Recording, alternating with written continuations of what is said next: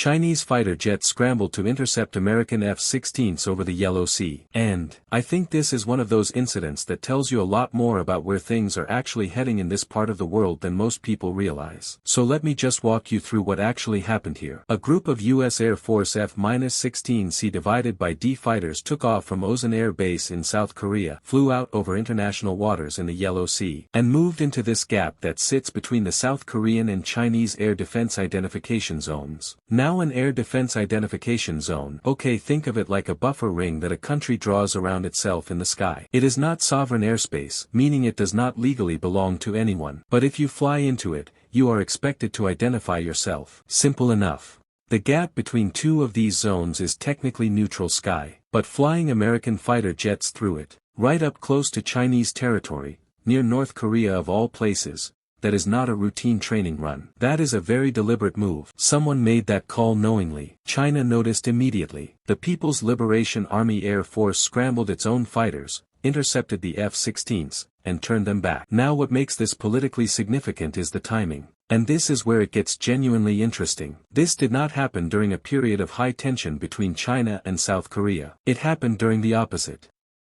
South Korean President Lee Jae-myung had literally just visited Beijing in January. The relationship between Seoul and Beijing was genuinely improving. Diplomatic ties were warming up for the first time in years. And then, this flight happens right in the middle of all that. Here is the part that I think really deserves more attention. The United States Forces Korea did inform the South Korean military in advance that this flight was happening, but they reportedly gave no details whatsoever. No explanation of the flight's purpose. No explanation of why it was going that close to Chinese territory. So Seoul knew American jets were going up, but they had no idea what those jets were actually doing or why. That is, a strange way to treat an ally, honestly. Now you might be wondering, okay, what were the F-16s actually out there for? And look, nobody has confirmed anything officially, but there are two serious possibilities being discussed, and both of them are worth thinking through carefully. The first is intelligence gathering. F-16s can carry these external pods,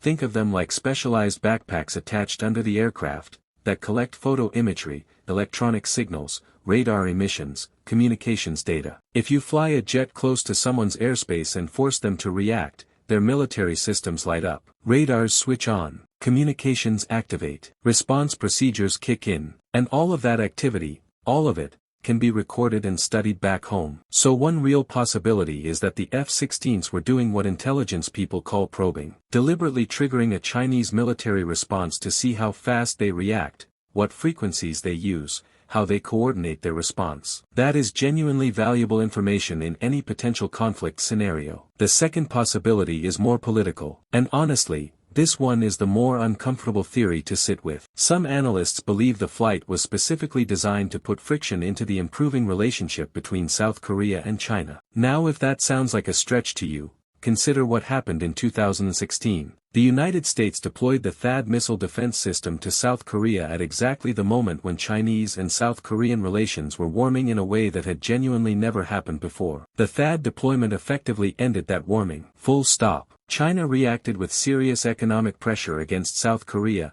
boycotts, trade restrictions, tourism bans, and all that diplomatic progress just collapsed. The THAAD system carries a radar with a range of 3,000 kilometers across a 120-degree field of view. To give you a real sense of that scale, that covers a significant portion of Chinese territory from a base sitting right on China's doorstep. A retired South Korean Navy captain named Yoon Suk-jun actually described it as part of what he called the United States Global Anti-China United Front, saying it had become a strategic tool for containing China from one of its closest neighbors. Now whether you personally agree with that or not, it tells you how people in this region are reading American military moves. And that perception matters. So could this F-16 flight have been a similar kind of signal, a quiet reminder to both Beijing and Seoul that Washington still has the ability to complicate any relationship it chooses? No official confirmation. But the question is sitting there and it is hard to ignore. Now let's talk about what actually intercepted those F-16s, because this part matters from a purely military standpoint.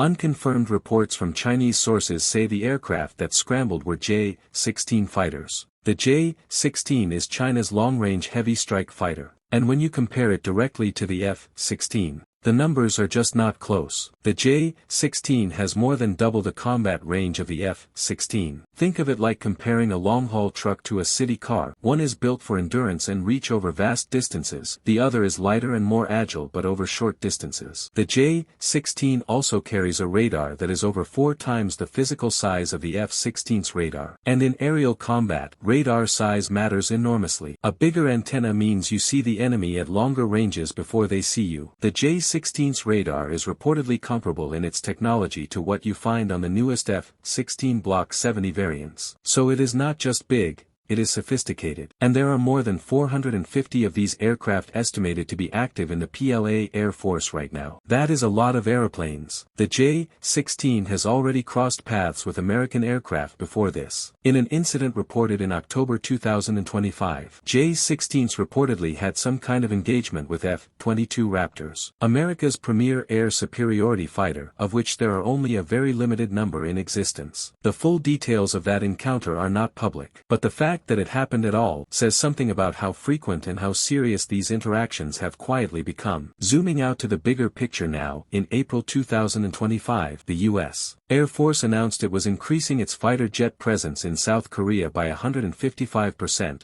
Specifically adding more F-16s at Osan Air Base. Osan sits just 80 kilometers from the demilitarized zone that separates North and South Korea. That is close, very close. But here is something that genuinely does not get talked about enough. The United States has deliberately chosen not to permanently station its most advanced aircraft in South Korea. No F-35As, no F-15Es, no F-22s. And the reason for that is practical, and honestly a bit sobering. South Korean air bases are sitting targets. North Korea has thousands of artillery pieces and a well-developed missile arsenal pointed directly at those locations. Parking your most expensive and irreplaceable aircraft there in a crisis situation is a real and serious risk. And North Korea's nuclear program has fundamentally changed what the United States is realistically willing to do on the peninsula. Once Pyongyang demonstrated it could potentially reach the American mainland with a nuclear warhead, the idea of Washington launching a first strike against North Korea became considerably less credible than it was back in 2017 when people were genuinely worried about that scenario playing out. China and North Korea remain formal treaty allies. Beijing has been clear that it would intervene if North Korea faced a Western military attack. That alliance structure shapes everything about how the United States thinks about its footprint in this region. In my view, what this incident really shows is that the competition between Washington and Beijing is playing out in ways that are becoming increasingly difficult for countries like South Korea to navigate. Seoul wants better relations with China. Economically, geographically, it just makes obvious sense for them. But it also hosts American military bases that serve American strategic interests, sometimes without full transparency about what those bases are actually being used for. That is a real tension. And it is not going away. Incidents like this one, an unexplained flight, a Chinese interception, a diplomatic relationship put under quiet pressure, these are going to keep happening. The question is really just how much strain that tension can absorb before something fundamentally changes.